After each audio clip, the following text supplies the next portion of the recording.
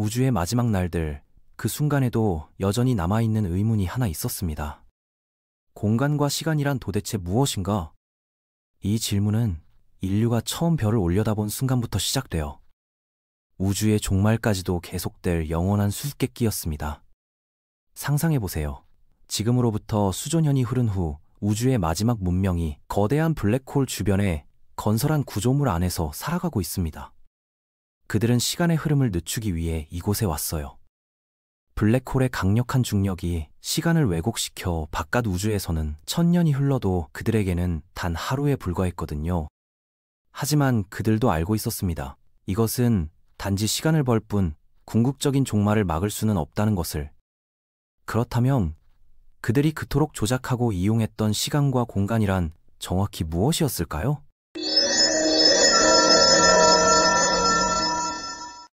이 이야기는 허구가 아닙니다. 현대 물리학의 가장 심오한 발견들에 기반한 현실적인 시나리오예요. 아인슈타인의 상대성 이론이 우리에게 보여준 우주의 모습이자 동시에 우리가 아직도 완전히 이해하지 못하고 있는 수수께끼의 핵심이죠. 공간과 시간에 대한 인간의 탐구는 고대 그리스에서 시작되었습니다. 플라톤은 공간을 모든 것이 존재할 수 있는 무대라고 생각했어요. 마치 연극 무대처럼 그 자체로는 특별한 성질이 없지만 모든 사건이 펼쳐지는 장소라는 것이죠. 반면 그의 제자 아리스토텔레스는 완전히 빈 공간이란 존재할 수 없다고 주장했습니다. 이런 철학적 논쟁이 2000년 넘게 계속되다가 17세기에 이르러서야 과학적 접근이 시작되었어요. 갈릴레오 갈릴레이가 그 선구자였습니다. 1632년 갈릴레오는 흥미로운 사고 실험을 제시했습니다. 창문이 없는 배의 선실을 상상해보라는 것이었어요. 그 안에는 테이블과 의자, 금붕어가 들어있는 어항, 그리고 자유롭게 날아다니는 나비들이 있습니다. 배가 항구에 정박해 있을 때는 모든 것이 평온해요. 금붕어는 어항에서 자유롭게 헤엄치고 나비들은 이리저리 날아다닙니다. 그런데 배가 거친 바다를 만나면 어떻게 될까요? 선실은 심하게 흔들리고 테이블 위의 물건들이 바닥으로 떨어집니다. 하지만 여기서 핵심은 다음 상황이에요. 바람이 돛을 가득 채우며 배가 고속으로 나아가지만 바다가 완전히 잔잔하다면 어떨까요? 선실 안의 모든 것은 다시 평온해집니다. 금붕어는 평소처럼 헤엄치고 나비들도 자연스럽게 날아다녀요. 갈릴레오는 여기서 놀라운 깨달음을 얻었습니다. 창문이 없는 선실 안에서는 배가 움직이고 있는지 정지해 있는지 알 수 있는 방법이 전혀 없다는 것이죠. 떨어뜨린 물건은 여전히 똑바로 아래로 떨어지고 모든 물리 현상은 정지했을 때와 동일하게 일어납니다. 이것이 바로 최초의 상대성 원리였습니다. 절대적인 정지 상태란 존재하지 않으며 모든 등속 운동은 상대적이라는 것이에요. 갈릴레오의 선언을 다시 생각해보세요. 그는 지구 위의 바다에서 배를 타고 있지만 실제로는 엄청난 속도로 우주 공간을 날아가고 있어요. 지구는 시속 1600km로 자전하고 시속 67,000km로 태양 주위를 공전합니다. 태양은 시속 72만 km로 은하를 돌고 은하 자체도 시속 40만 3,000km로 다른 은하를 향해 움직이죠. 하지만 성호는 이 모든 움직임을 전혀 느끼지 못합니다. 갈릴레오가 세상을 떠난 지 수십 년 후 유럽의 두 천재가 공간의 본질을 놓고 격렬한 논쟁을 벌였습니다. 한쪽은 아이작 뉴턴이었고 다른 쪽은 고트프리트 라이프니츠였어요. 뉴턴은 1642년 영국에서 태어났습니다. 갈릴레오가 사망한 바로 다음 해였죠. 그는 오늘날 역사상 가장 위대한 과학자 중 한 명으로 평가받습니다. 반면 라이프니츠는 1646년 독일에서 태어났으며 당시에는 뉴턴에 못지않은 천재로 인정받았지만 오늘날에는 상대적으로 덜 알려져 있어요. 뉴턴은 간단한 사고 실험을 제시했습니다. 물이 담긴 양동이를 생각해보라는 것이었어요. 양동이가 정지해 있을 때 물의 표면은 평평합니다. 하지만 양동이를 회전시키기 시작하면 어떻게 될까요? 처음에는 양동이만 돌고 물은 정지해 있어서 물의 표면은 여전히 평평해요. 하지만 점차 물도 양동이와 함께 회전하기 시작하면서 물의 표면이 오목하게 휘어집니다. 뉴턴은 여기서 핵심적인 질문을 던졌습니다. 물이 무엇에 대해서 회전하고 있는 것일까요? 그의 답은 명확했어요. 절대 공간에 대해서 회전하고 있다는 것입니다.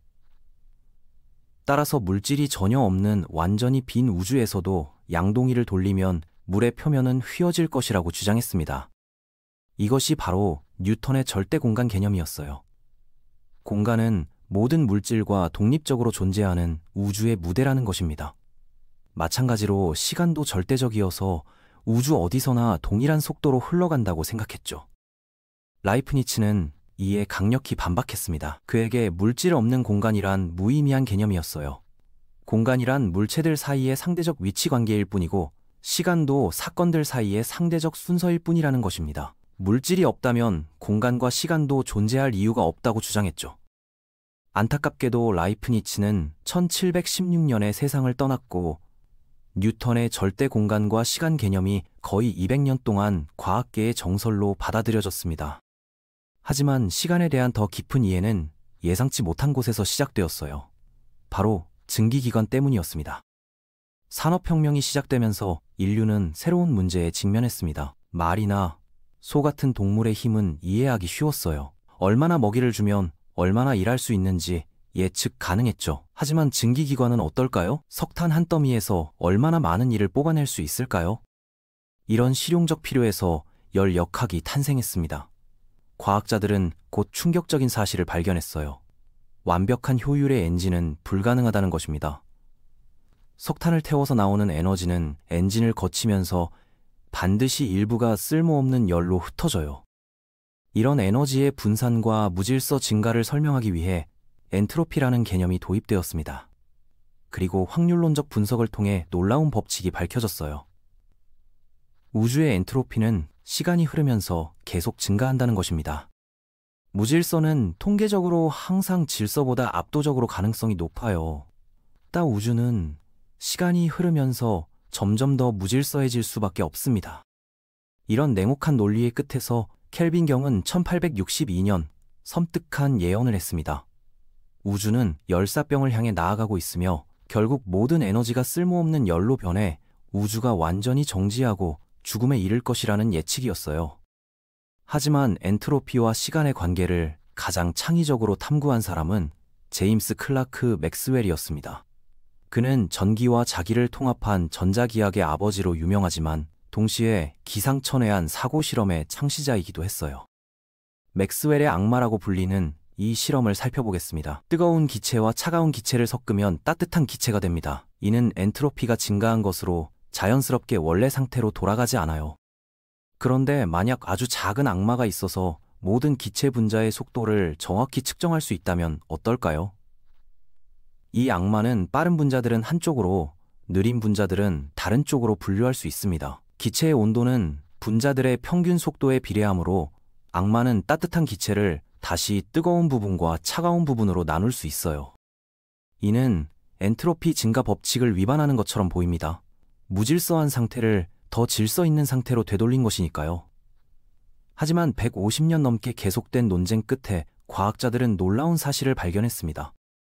악마가 분자들을 분류하는 과정에서 정보를 처리하고 기억해야 하는데 이 과정 자체가 에너지를 소모하고 결국 더 많은 엔트로피를 생성한다는 것이에요. 특히 정보를 지우는 과정에서 불가피하게 열이 발생합니다. 2012년 실험으로 증명된 란다우어 한계에 따르면 단 하나의 정보 비트를 지울 때도 최소한의 에너지가 열로 방출돼요. 현재 컴퓨터는 이 이론적 한계보다 수천 배 많은 열을 발생시키지만 2035년경에는 이 한계에 도달할 것으로 예상됩니다. 결국 정보를 잊는 행위 자체가 시간의 방향성을 만드는 핵심 요소라는 놀라운 결론에 이릅니다. 미래가 존재하려면 우리는 과거를 잊어야 한다는 것이죠. 이제 우리는 뉴턴 물리학의 한계에 도달했습니다. 절대 공간과 절대 시간은 일상 경험을 잘 설명했지만 더 깊은 현실을 이해하기에는 부족했어요. 진정한 혁명은 빛의 속도에 대한 이해에서 시작되었습니다. 1676년 덴마크 천문학자 올레 레먼은 목성의 위성들을 관찰하면서 빛의 속도가 유한하다는 것을 처음 발견했습니다.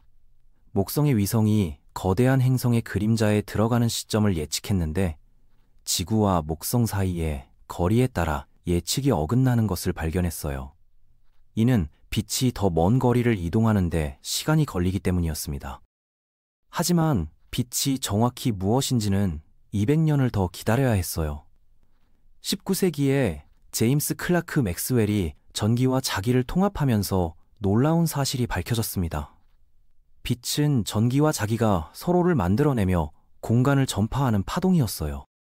맥스웰의 방정식에는 빛의 속도가 명확히 기록되어 있었습니다. 하지만 여기서 문제가 생겼어요. 이 속도는 무엇에 대한 속도일까요? 소리가 공기를 통해 전파되듯이 빛도 어떤 매질을 통해 전파되는 것일까요? 물리학자들은 에테르라는 가상의 물질을 상상했습니다. 우주 전체를 채우고 있으면서 빛의 전파를 가능하게 하는 매질 말이에요. 하지만 이는 갈릴레오의 상대성 원리와 충돌했습니다. 에테르가 존재한다면 절대적인 정지 상태가 있다는 뜻이니까요. 이 딜레마를 해결한 사람이 바로 젊은 알베르트 아인슈타인이었습니다. 1905년 그는 대담한 선언을 했어요. 빛의 속도는 관찰자의 운동 상태와 무관하게 항상 일정하다는 것입니다. 이는 상식을 완전히 뒤엎는 주장이었어요. 뉴턴 역학에서는 속도가 단순히 더해집니다.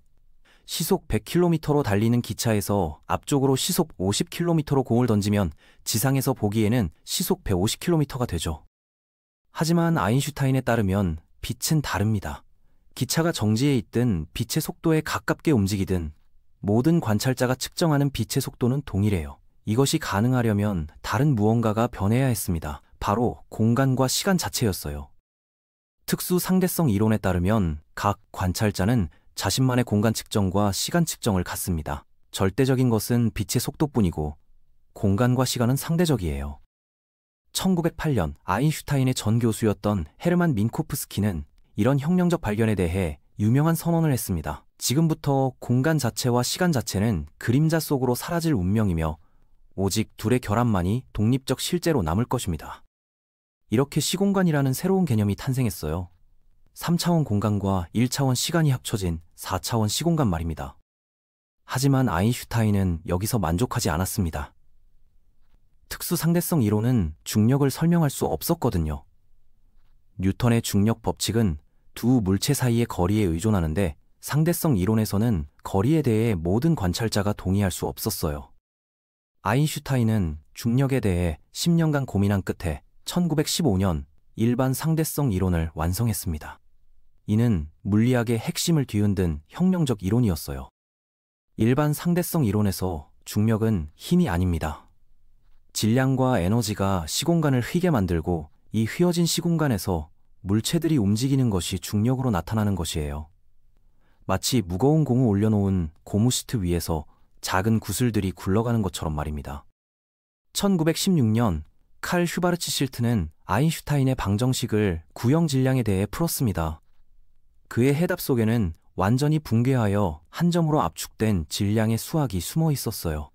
이것이 50년 후 블랙홀이라는 이름을 얻게 될 천체였습니다.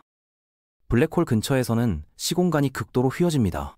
중력이 너무 강해서 빛조차 탈출할 수 없을 정도예요. 그리고 블랙홀에 가까워질수록 시간은 점점 더 느리게 흘러갑니다. 먼 우주의 관찰자와 비교했을 때 블랙홀 근처의 시계는 극도로 느리게 똑딱거려요. 상대성 이론의 예측들은 하나씩 실험으로 확인되었습니다. 1919년 일식대 별빛이 태양 근처에서 휘어지는 것이 관측되어 아인슈타인을 세계적 스타로 만들었어요. 1971년에는 더욱 정교한 실험이 이루어졌습니다. 조지프 하펠과 리처드 키팅은 정밀한 원자시계들을 제트기에 태워 지구를 한 바퀴 돌렸어요. 일부는 동쪽으로, 일부는 서쪽으로 보냈습니다. 뉴턴의 절대 시간이 맞다면 모든 시계가 동일한 시간을 가리켜야 했어요. 하지만 결과는 아인슈타인의 예측과 정확히 일치했습니다. 각각 다른 속도와 중력장을 경험한 시계들은 수백 나노초의 차이를 보였어요. 더욱 놀라운 발견은 중력파였습니다. 아인슈타인은 가속하는 질량이 시공간의 파문을 일으킬 수 있다고 예측했지만 자신도 이것이 실제로 존재하는지 확신하지 못했어요. 2015년 LIGO가 마침내 중력파를 직접 검출했습니다. 13억 광년 떨어진 곳에서 두 블랙홀이 합쳐지면서 발생한 시공간의 잔물결을 포착한 것이에요. 이는 우주를 관측하는 완전히 새로운 방법을 열어주었습니다. 아인슈타인의 방정식은 또 다른 놀라운 비밀을 품고 있었어요.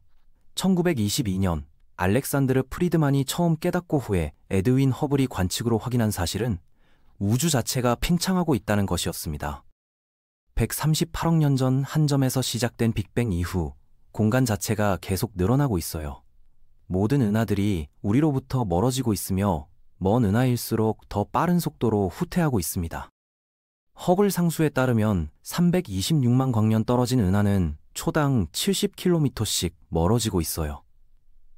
326억 광 떨어진 은하는 빛의 속도보다 빠르게 멀어지고 있습니다. 이는 물리 법칙을 위반하는 것이 아니에요. 그 은하들이 공간을 통과해서 멀어지는 것이 아니라 공간 자체가 팽창하고 있기 때문입니다.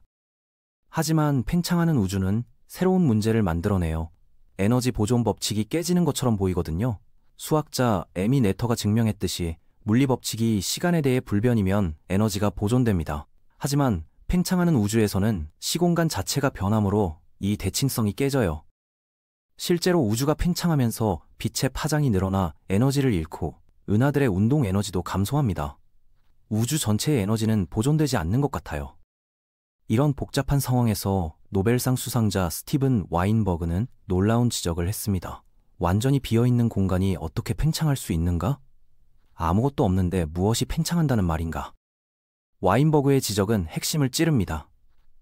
아인슈타인의 상대성 이론에서 시공간은 실제로는 아무것도 아닙니다.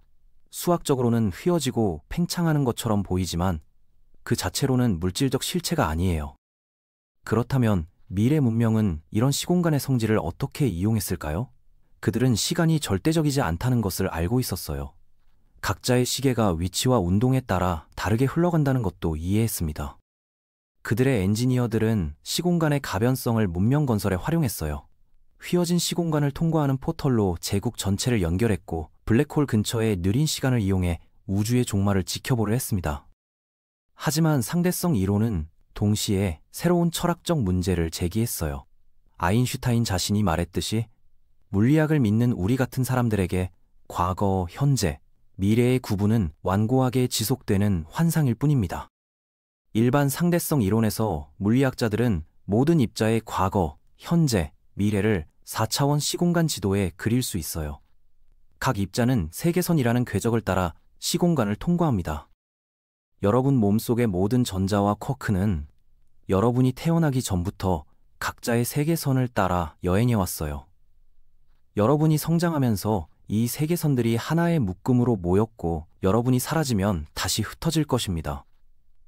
영혼의 구조 속에서 여러분은 잠깐 모인 세계선들의 집합에 불과해요. 이것이 블록 우주 개념입니다. 모든 과거, 현재, 미래가 이미 4차원 시공간에 기록되어 있다는 것이에요. 진정한 현재라는 것은 존재하지 않으며 우주는 순간순간 펼쳐지는 것이 아니라 이미 완성된 4차원 구조물이라는 것입니다. 하지만 우리는 분명히 과거와 미래를 다르게 경험해요. 과거는 기억할 수 있지만 미래는 알 수 없습니다. 이 차이는 어디서 오는 것일까요? 흥미롭게도 물리학의 기본 법칙들은 시간의 방향을 구분하지 않아요. 두 전자가 서로 밀어내며 충돌하는 영상을 거꾸로 재생해도 물리적으로 이상한 점을 찾을 수 없습니다. 전자기력, 중력, 강한 핵력 모두 시간의 방향에 무관해요. 그렇다면 거시적 세계의 시간 방향성은 어디서 오는 것일까요? 커피가 식고 나무가 타고 계란이 깨지는 것들은 분명히 되돌릴 수 없는 과정들이에요. 답은 확률과 엔트로피에 있습니다. 미시적으로는 모든 상호작용이 가역적이지만 거시적으로는 통계적 법칙이 지배해요. 무질서한 상태가 질서 있는 상태보다 압도적으로 많기 때문에 시간이 흐르면서 엔트로피가 증가하는 것이 거의 확실합니다. 하지만 이것만으로는 시간의 화살을 완전히 설명할 수 없어요. 블록 우주가 과거와 미래로 무한히 뻗어 있다면 왜 우리는 특정한 방향의 시간만 경험할까요? 핵심은 우주의 특별한 탄생에 있습니다. 빅뱅 직후 우주는 매우 매끄럽고 질서 있는 상태였어요. 이는 엔트로피가 매우 낮은 상태를 의미합니다. 노벨상 수상자 로저 펠로즈 경의 계산에 따르면 우리 우주의 초기 저엔트로피 상태가 우연히 발생할 확률은 10의 123제곱분의 1입니다. 이는 상상을 초월하는 작은 확률이에요. 이 특별한 초기 조건 때문에 우주는 낮은 엔트로피에서 높은 엔트로피로 진화할 수 있었고, 이것이 우리가 경험하는 시간의 화살을 만들어냈습니다. 만약 빅뱅이 없었다면 시간의 방향성도 없었을 거예요.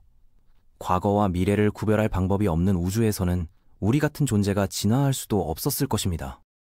20세기 초는 아인슈타인의 상대성 이론뿐만 아니라 양자역학이라는 또 다른 혁명이 일어난 시기였어요. 이 두 이론을 통합하려는 시도에서 새로운 발견들이 쏟아져 나왔습니다. 폴 디렉은 케임브리지에서 공부한 조용한 학생이었어요. 그는 말수가 너무 적어서 동료들이 시간당 한 단어를 뜻하는 단위를 디렉이라고 명명할 정도였습니다.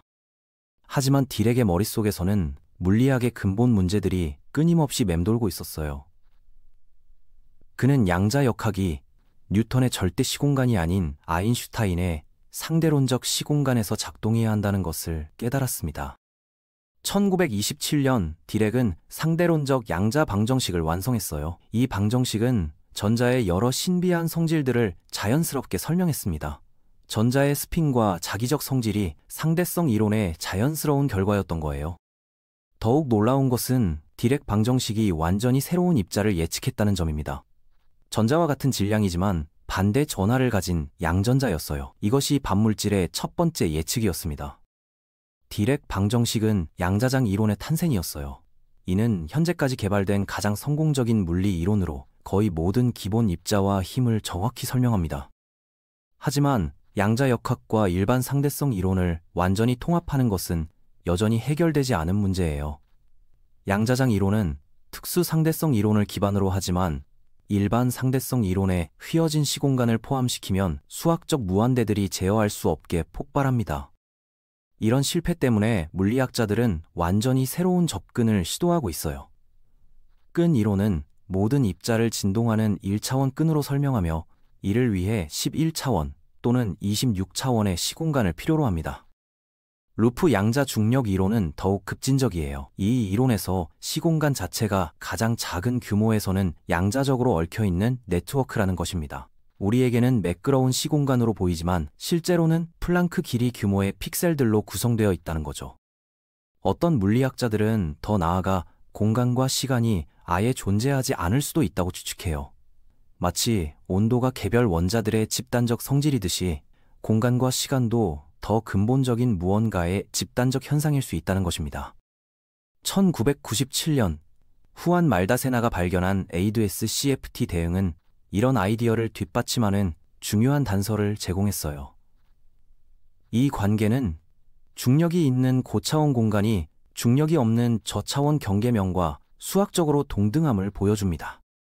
만약 이것이 올바른 방향이라면 공간과 시간은 기본적인 구성 요소들 사이의 관계에서 나타나는 창발적 현상일 수 있어요. 이 기본 구성 요소들에게는 공간과 시간이라는 개념 자체가 무의미할 수도 있습니다.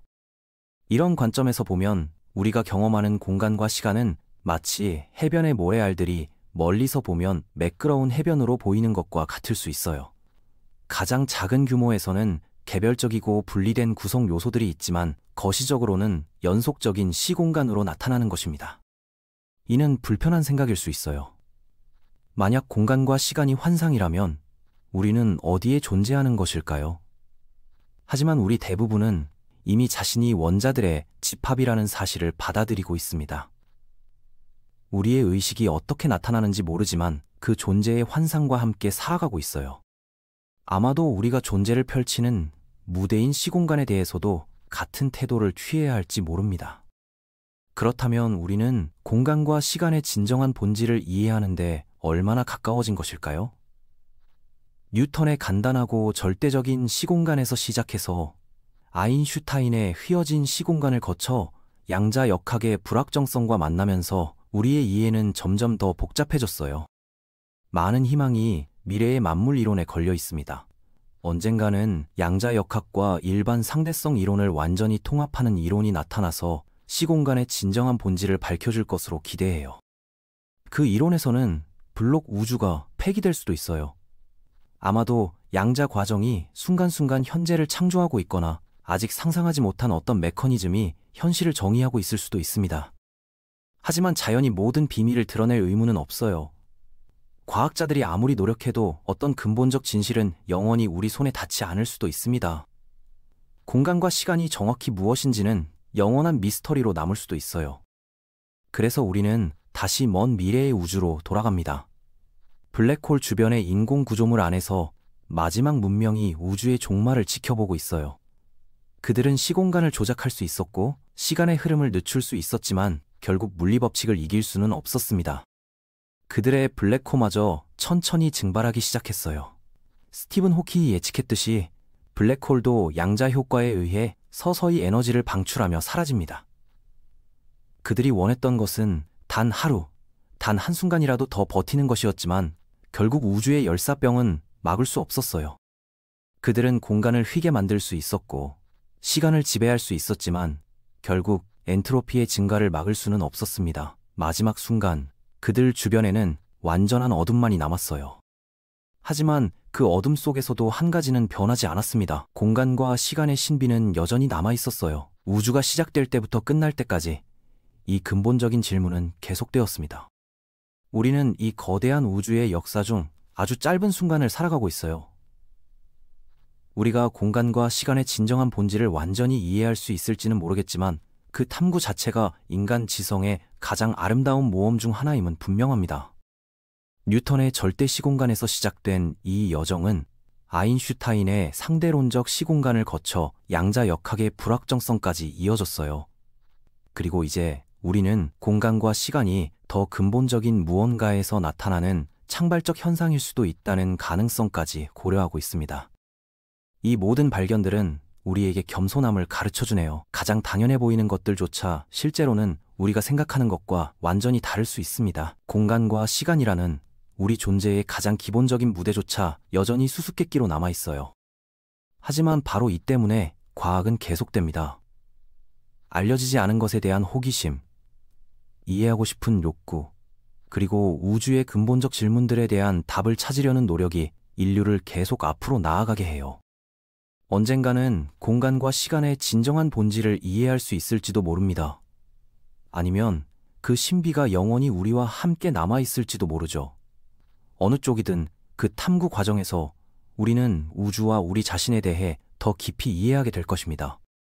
결국 공간과 시간은 우리가 우주를 경험하는 방식의 핵심이에요. 그것들이 무엇인지 완전히 알지 못하더라도 그 신비로운 성질들을 탐구하는 것 자체가 인간 정신의 위대한 모험이며 우리를 더 큰 진실로 이끌어가는 여정의 일부입니다.